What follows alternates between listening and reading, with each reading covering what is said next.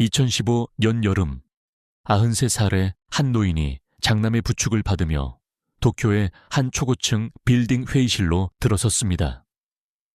그날 회의가 끝났을 때 한 장의 문서가 조용히 테이블 위에 올라왔습니다. 그 문서에는 그의 둘째 아들이 맡고 있던 모든 직책에서 해임된다는 내용이 담겨 있었습니다. 무려 20년 넘게 그룹을 이끌며 아시아 최대 기업 제국 가운데 하나를 키워온 인물이 단 한 번의 회의만으로 조직돼서 완전히 사라진 것입니다. 하지만 당시 서울에 있던 둘째 아들은 순순히 물러서지 않았습니다. 그는 곧바로 긴급 이사회를 소집했고 아버지가 과연 독립적으로 판단할 수 있는 상태인지 공개적으로 문제를 제기했습니다. 그리고 즉시 방역에 나섰습니다. 그 순간부터 이 가족의 전쟁은 단순한 경영권 분쟁을 넘어 형사재판과 법정 공방, 그리고 수년간 이어질 사회적 논란으로 번져가기 시작했습니다. 그들 사이에는 수십조 원 규모의 거대한 제국이 놓여 있었습니다. 호텔과 백화점, 테마파크, 석유화학 사업, 프로야구단, 영화관 체인, 그리고 서울 하늘을 가로지르는 초고층 빌딩까지. 하지만 그 모든 시작은 의외로 단순한 한 제품에서 출발했습니다. 바로 껌이었습니다. 전후 일본에서 한 한국인 청년이 아무도 주목하지 않았던 시장의 빈틈을 발견했고 그 작은 아이디어는 결국 아시아를 대표하는 재벌 그룹으로 성장하게 됩니다. 이것은 롯데의 이야기입니다. 그리고 모든 것을 직접 만들어낸 창업자가 끝내 후계자를 선택하지 못했을 때 거대한 제국이 어떻게 흔들리기 시작했는지에 대한 이야기이기도 합니다. 재벌가의 권력 다툼과 기업 제국의 숨겨진 이야기에 관심이 있다면 지금 바로 구독과 알림 설정을 해주세요. 이번 이야기는 단순한 형제 싸움이 아닙니다. 이사회 쿠데타와 가족 내부 전쟁, 대통령 비선 실세 스캔들, 그리고 자신의 유산이 무너지는 모습을 마지막까지 지켜봐야 했던 한 창업주의 비극이 함께 얽혀있는 이야기입니다. 롯데가 왜 갈라지게 되었는지를 이해하려면 먼저 그 거대한 제국이 어떻게 만들어졌는지부터 살펴봐야 합니다. 신격호는 1921년 11월 3일 일제강점기 당시 조선의 항구 도시 울산에서 태어났습니다. 그는 오남 오녀 가운데 장남이었고 가족 형편은 매우 어려웠습니다. 어린 시절부터 그는 가난이 무엇인지 너무도 잘 알고 있었습니다. 1940년대 초 그는 더 큰 기회를 찾아 일본으로 건너갑니다. 당시 그의 손에 남아있던 것은 약 80엔과 성공에 대한 집념뿐이었습니다. 일본에서의 삶은 결코 쉽지 않았습니다. 그는 신문을 배달했고 우유도 배달했습니다. 낮에는 일하며 생계를 유지했고 틈틈이 공부를 이어가며 제조업과 관련된 기술 교육까지 받았습니다. 이후 그는 작은 공장을 세워 기계 부품과 밥솥을 생산하기 시작했습니다. 하지만 1942년 미군의 폭격으로 공장은 한순간에 잿더미가 되고 맙니다. 대부분의 사람이라면 포기했을 상황이었지만 신격호는 다시 시작했습니다. 그리고 바로 그 시기에 그는 한 가지 중요한 변화를 발견하게 됩니다. 전쟁이 끝난 뒤 일본에는 미군 문화가 빠르게 퍼지고 있었고 그중 하나가 바로 껌이었습니다. 사람들은 새로운 음식과 소비 문화에 열광했지만 시장에는 제대로 된 제품이 부족했습니다. 신격호는 이 기회를 놓치지 않았습니다. 그는 시중에 나온 껌 제품들을 하나하나 분석하며 연구했고 더 좋은 제품을 만들 수 있다고 확신했습니다. 1948년 6월 그는 도쿄에서 롯데 주식회사를 설립합니다. 회사 이름에도 그의 특별한 감성이 담겨 있었습니다. 그는 괴테의 소설 젊은 베르테르의 슬픔을 읽고 깊은 감명을 받았고 작품 속 여주인공 샤를로테의 이름에서 롯데라는 사명을 가져왔습니다. 전후 일본에서 살아남기 위해 고군분투하던 한국인 청년이 독일 고전문학 속 인물의 이름으로 회사를 만든 것입니다. 그 선택만 봐도 그의 시선이 얼마나 멀리 향해 있었는지 알 수 있습니다. 롯데는 1950년대 일본 제과 시장에서 빠르게 성장하기 시작했습니다. 특히 1960년대 초에는 껌 시장에서 압도적인 점유율을 확보하며 일본을 대표하는 제과 기업 가운데 하나로 자리 잡게 됩니다. 이후 롯데는 초콜릿과 과자, 아이스크림, 음료 사업으로 영역을 넓혀갔고 동시에 백화점과 호텔, 부동산 사업에도 조용히 진출했습니다. 하지만 롯데의 가장 큰 특징은 따로 있었습니다. 그룹은 복잡한 순환 출자 구조를 통해 철저하게 가족 중심의 지배체제를 유지했습니다. 외부에서는 실제 지배 구조를 쉽게 파악할 수 없을 정도였습니다. 1965년 일본과 한국이 국교를 정상화하자 신격호는 새로운 기회를 직감했습니다. 그리고 1967년 그는 서울의 롯데제과를 설립하며 한국에서도 또 하나의 제국을 만들기 시작합니다. 그 후 수십 년 동안 이어진 롯데의 성장은 아시아 기업 역사에서도 손꼽히는 성공 신화가 되었습니다. 거의 빈손으로 일본에 건너갔던 한 청년이 결국 일본과 한국 두 나라에 걸쳐 거대한 기업 왕국을 세운 것입니다. 직원 수는 수만 명을 넘어섰고 서울에는 높이 555m의 롯데월드타워까지 세워졌습니다. 하지만 신격회계는 끝내 해결하지 못한 문제가 하나 남아 있었습니다. 그에게는 두 아들이 있었고 그는 마지막 순간까지도 누구에게 자신의 제국을 넘겨줄지 결정하지 못했습니다. 신격호의 개인사는 한마디로 정리하기 어려울 만큼 복잡했습니다.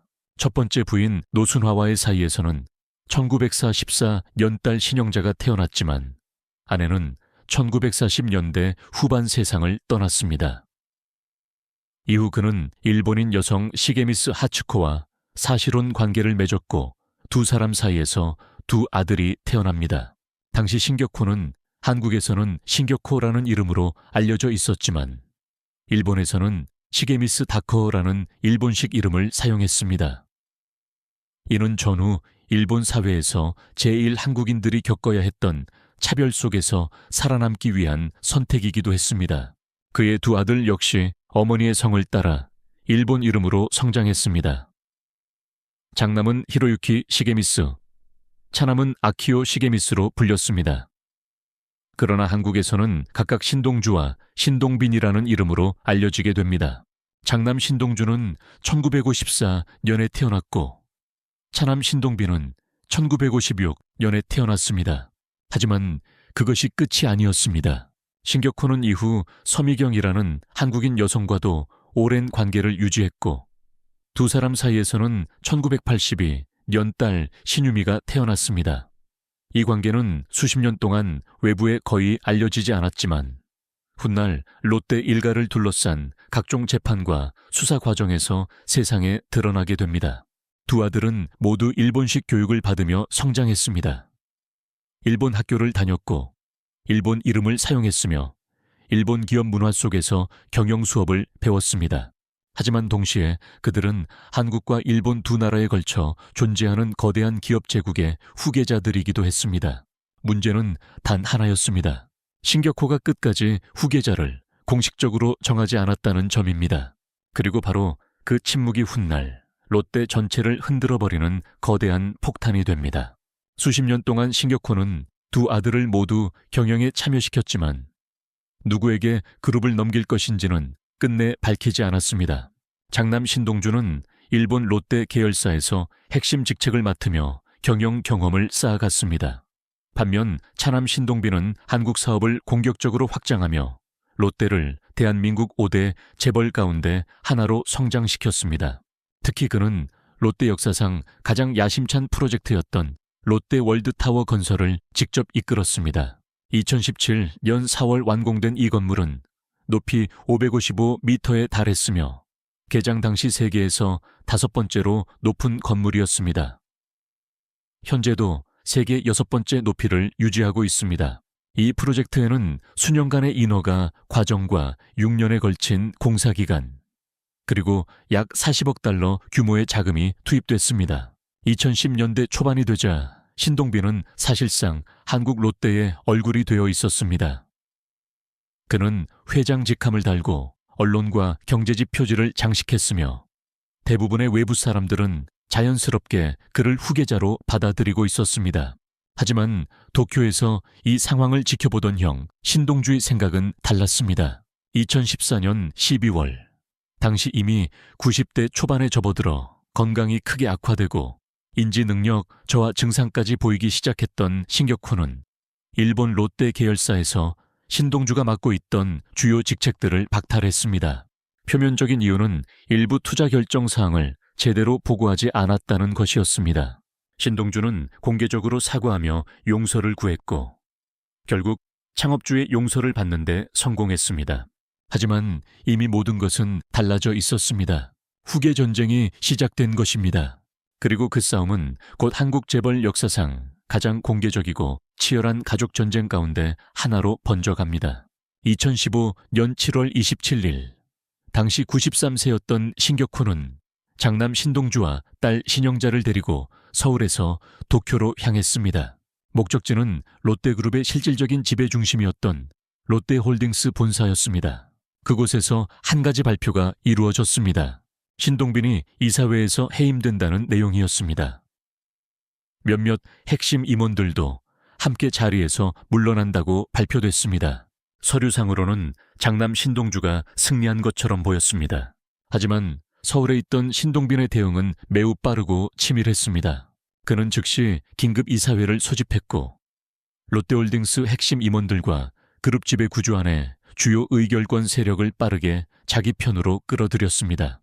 그리고 도쿄에서 이루어진 해임 결정 자체가 정당한 권한 아래 내려진 것인지 문제를 제기했습니다. 직접적으로 표현하지는 않았지만 사실상 93세의 고령에 인지 능력 저하 증상을 보이는 창업주가 과연 자유로운 의사로 판단했는가라는 질문을 던진 것이었습니다. 그 주장은 엄청난 파장을 일으켰습니다. 한국 언론은 이 사건을 거의 정치위기 수준으로 다루기 시작했습니다. 누가 신격호를 만났는지, 어떤 문서에 서명이 이루어졌는지, 누구의 주장이 진실인지 모든 것이 기사화됐습니다. 신동주 측은 창업주가 여전히 명확한 의사를 가지고 자신을 지지하고 있다고 주장했고, 신동빈 측은 신격호의 건강 악화와 판단 능력 저하를 강조했습니다. 양측은 모두 대형 로펌을 동원했고 연이어 기자회견을 열었습니다. 결국 아시아 최대 기업 제국 가운데 하나를 만든 창업주는 자신의 자녀들이 벌이는 전쟁 속에서 가장 논란의 중심에 선 인물이 되고 맙니다. 2015년 10월이 되자 상황은 더욱 충격적으로 변해갑니다. 신격호의 개인 공간에는 CCTV까지 설치됐습니다. 신동빈 측은 이것이 고령의 창업주를 보호하기 위한 조치라고 설명했지만 신동주 측은 사실상 감시에 가까운 행동이라고 반발했습니다. 심지어 양측 세력이 신격호에게 접근할 수 있는 사람들까지 통제하려 했다는 보도도 이어졌습니다. 롯데의 후계 전쟁은 이제 단순한 형제 싸움을 넘어 한 창업주의 마지막 시간마저 둘러싼 처절한 권력 투쟁으로 변해가고 있었습니다. 한국 언론은 당시 상황을 두고 재벌 기업 본사에서 벌어진 일이 아니라 마치 대형 드라마의 한 장면 같았다고 표현했습니다. 한때 거의 아무것도 가진 것 없이 일본으로 건너갔던 한 청년. 전쟁 중 첫 공장이 폭격으로 무너졌음에도 다시 일어섰던 남자. 그리고 괴테의 소설 속 인물 이름에서 영감을 받아 자신의 회사를 롯데라고 지을 만큼 거대한 꿈을 품었던 인물. 그 신격호는 이제 휠체어에 앉은 채 자신이 평생 일궈온 제국을 두 아들이 서로 차지하기 위해 싸우는 모습을 지켜보고 있었습니다. 그리고 그 모든 과정을 한국 정부와 검찰도 예의주시하고 있었습니다. 롯데가 수십 년 동안 유지해온 가장 강력한 무기는 폐쇄성이었습니다. 그러나 형제 간의 경영권 전쟁이 공개적으로 터지면서 그동안 철저히 감춰져 있던 그룹 내부 구조와 가족의 사적인 문제들까지 세상 밖으로 드러나기 시작했습니다. 결국 검찰은 롯데그룹과 신씨 일가를 향한 대대적인 수사에 착수하게 됩니다. 수사가 본격적으로 진행되자 예상보다 훨씬 더 심각한 문제들이 하나둘 드러났습니다. 2016년 10월, 검찰은 횡령과 탈세, 배임 등의 혐의로 신격호 일가를 무더기로 기소했습니다. 기소 대상에는 창업주 신격호를 비롯해 차남이자 롯데그룹 회장이었던 신동빈, 장녀 신영자, 그리고 오랜 기간 사실혼 관계였던 서미경까지 포함됐습니다. 검찰은 그룹 자금 일부가 서미경 측으로 부당하게 흘러들어갔다고 판단했습니다. 여기에 별도의 혐의로 장남 신동주 역시 재판에 넘겨졌습니다. 검찰이 제시한 혐의는 상당히 충격적이었습니다. 신 씨 일가가 오랜 기간 조직적으로 탈세와 횡령을 저질렀으며 그룹의 주요 의사결정 역시 일반 주주보다 가족의 이익을 우선해 이루어졌다는 것이었습니다.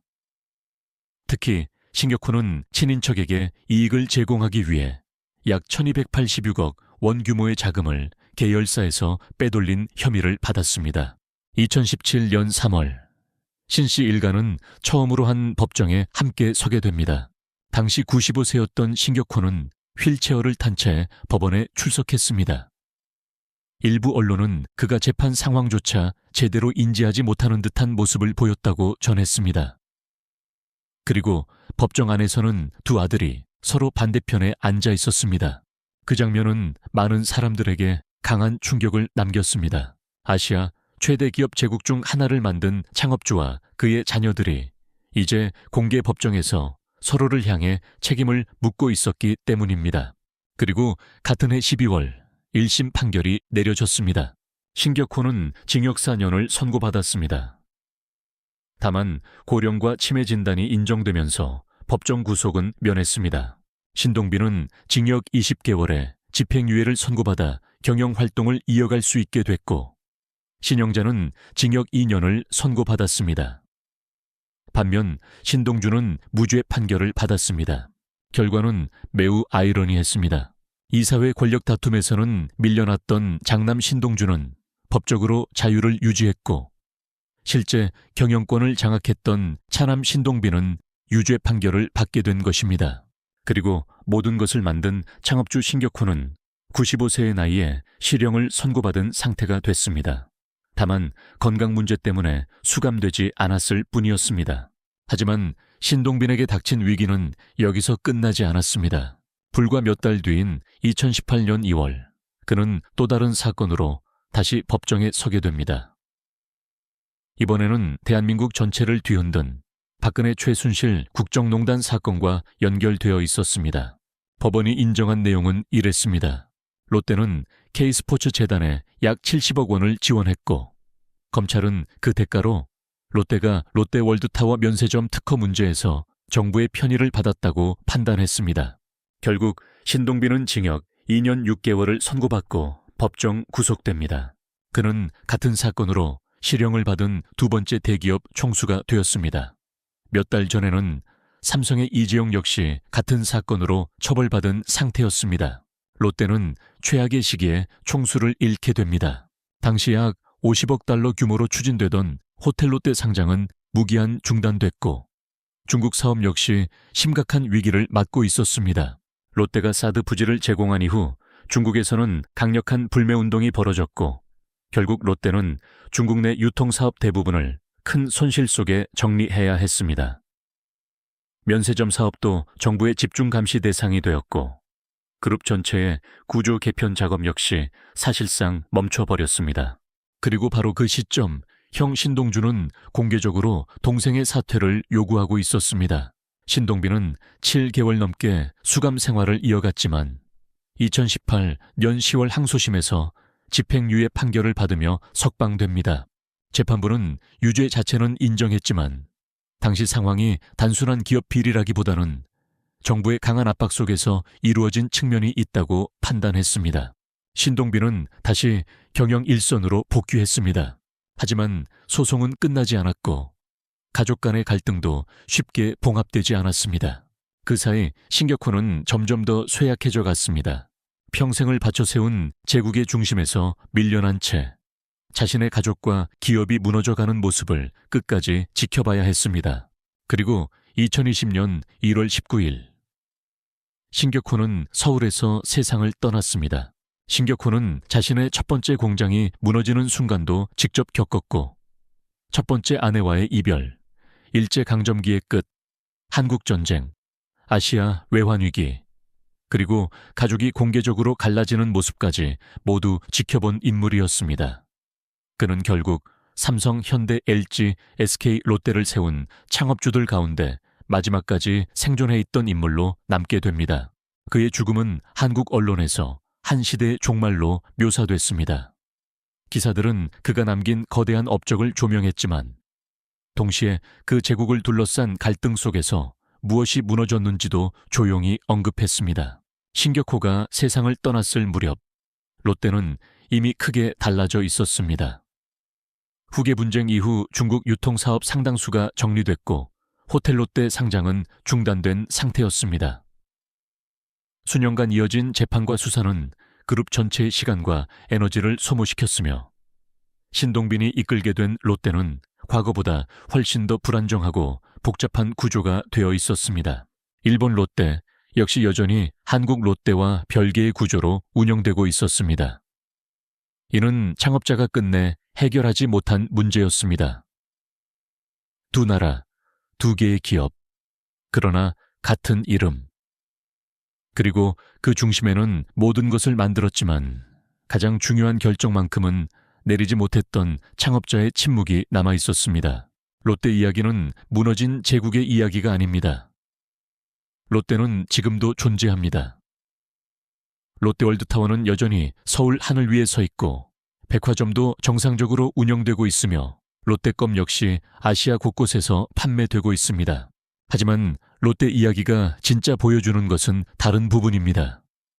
그것은 절대적인 권력을 가진 창업자가 후계 계획 없이 제국을 만들었을 때 어떤 일이 벌어지는가에 대한 이야기입니다. 롯데에는 독립적으로 움직일 수 있는 구조가 없었습니다. 차기 리더를 결정할 공식적인 절차도 존재하지 않았고 위기가 오기 전에 결정을 강제할 외부 장치 역시 없었습니다. 모든 것은 창업자 개인의 판단에 의존하고 있었습니다. 그러나 그는 끝내 답을 내리지 못했습니다. 결국 후계 문제는 창업자의 결정이 아니라 이사회와 법정, 기자회견장, 그리고 감옥 안에서 해결되기 시작했습니다. 가족 전체가 재판에 휘말렸고 회사는 중국 사업을 손실 속에 매각해야 했으며 핵심 IPO는 중단됐습니다. 그룹 회장은 실제로 구속 수감되기도 했습니다. 수년간 이어진 법적 공방은 롯데의 지배구조를 그대로 드러냈습니다. 한국 규제당국은 이를 한국 재벌구조의 대표적인 문제 사례라고 지적했습니다. 가족 중심 지배가 지나치게 강했고 핵심 의사결정 구조가 지나치게 비공식적이었기 때문입니다. 아이러니하게도 바로 그 구조 덕분에 신격호는 빠르게 제국을 확장할 수 있었습니다. 그러나 결국 같은 구조가 그의 아들들에 의해 그룹 전체를 공개적인 법적 사회적 검증의 대상으로 만들고 말았습니다. 롯데는 완전히 무너지지는 않았습니다. 하지만 깊게 갈라졌습니다. 그리고 때로는 완전한 붕괴보다 그런 균열이 훨씬 더 복구하기 어려운 문제로 남게 됩니다. 지금도 롯데월드타워는 서울 한강 위로 555m 높이로 서 있습니다. 그것은 1948년 도쿄의 작은 공장에서 껌을 만들던 한 한국인 청년이 시작한 70년 야망의 가장 거대한 상징입니다. 하지만 그 제국은 동시에 형사 기소와 경영권 분쟁, 뇌물 사건, 그리고 한국경영대학원에서 대표적인 실패 사례로 언급되는 후계 전쟁의 상징이 되기도 했습니다. 현재 신동빈은 한국 롯데를 이끌고 있으며 일본 롯데는 여전히 별개의 구조로 운영되고 있습니다. 창업자가 끝내 정리하지 못했던 분리는 지금까지도 이어지고 있는 것입니다. 1948년 도쿄의 작은 공장에서 시작된 껌 회사는 거대한 글로벌 기업이 되었지만 그 제국은 처음부터 내부에 균열을 품고 있었습니다. 그리고 결국 그 균열은 세상 모두가 보는 앞에서 드러나게 돼 노란 롯데껌 포장지는 지금도 아시아 곳곳에 매대 위에 놓여 있습니다. 롯데백화점은 여전히 수많은 사람들로 붐비고 있고 롯데월드는 지금도 세계 최대 규모의 실내 테마파크 가운데 하나로 서울 한복판을 지키고 있습니다. 겉으로 보기에는 아무것도 끝나지 않은 것처럼 보입니다. 제국은 여전히 존재하고 신격호가 남긴 이름 역시 여전히 거대한 영향력을 가지고 있습니다. 하지만 그 화려한 구조물 깊숙한 곳에는 창업자가 끝내 해결하지 못한 질문 하나가 지금까지도 남아 있습니다. 두 아들 가운데 누구에게 제국을 맡길 것인가? 신격호는 98살의 나이로 세상을 떠날 때까지 그 질문에 명확한 답을 남기지 못했습니다. 그리고 바로 그 침묵이 이후 롯데를 둘러싼 모든 갈등의 시작이 되었습니다. 두 형제는 같은 아버지 아래에서 자랐지만 서로 다른 방향으로 회사를 바라봤고 결국 하나의 제국을 두고 정면으로 충돌하게 됩니다. 그 과정에서 가족은 법정에 함께 서게 되었고 그룹은 수년 동안 끝없는 재판과 수사, 경영권 분쟁 속으로 빨려 들어갔습니다. 어쩌면 신격호의 진짜 유산은 단순히 롯데라는 기업 자체가 아니었는지도 모릅니다. 아무것도 없던 시절 일본에서 작은 껌 공장을 시작해 한국과 일본 두 나라에 걸친 거대한 제국을 세워낸 그의 능력은 분명 놀라운 것이었습니다. 그러나 동시에 그는 자신이 만든 권력과 시스템을 누구에게 어떻게 넘겨야 하는지 끝내 결정하지 못한 사람이기도 했습니다. 그리고 그 결정을 미뤄온 시간은 결국 형제 전쟁으로 이어졌고 롯데라는 이름 뒤에 감춰져 있던 균열을 세상 밖으로 드러내게 만들었습니다. 이번 이야기를 통해 권력과 후계, 그리고 한 사람이 남기는 유산에 대해 다시 생각해보게 되셨다면 댓글로 여러분의 의견을 남겨주세요. 여러분은 신격호가 어떤 선택을 했어야 했다고 생각하시나요? 그리고 다음에는 어떤 거대한 제국과 가문의 이야기를 다뤄봤으면 하는지도 함께 알려주시기 바랍니다. 아직 구독하지 않으셨다면 지금 바로 구독과 알림 설정까지 부탁드립니다. 다음 영상에서 또 만나겠습니다.